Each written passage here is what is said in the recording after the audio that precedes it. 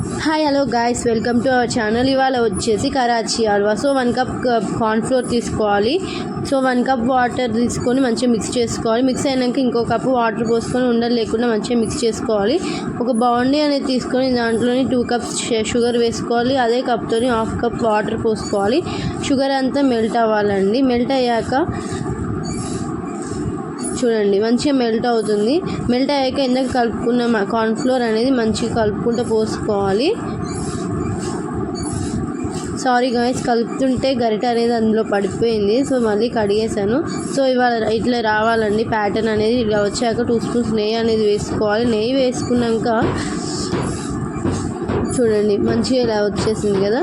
Food colour వేసుకోవాలి. So కొంచెం యాలకుల పౌడర్ వేసుకోవాలి.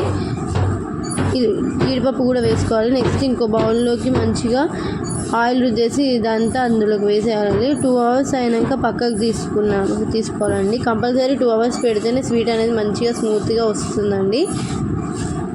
సో కంపల్సరీ బేకరీ స్టైలే వస్తుందండి. ట్రై చేసి చూడండి మీరు కూడా. సో ఇలా మంచిగా షేప్ అనేసి పక్కకు పెట్టేసేయండి 2 అవర్స్. ఇంకో ప్లేట్ 2 అవర్స్ తర్వాత ప్లేట్లోకి తీసుకొని కట్ చేసి చూస్తున్నానండి. సో చాలా బాగా వచ్చింది స్వీట్గా. నేను రౌండ్ దాంట్లో వేసాను. మీరు బాక్స్ టైప్ కావాలంటే బాక్స్ టైప్ కూడా వేసుకోవచ్చు.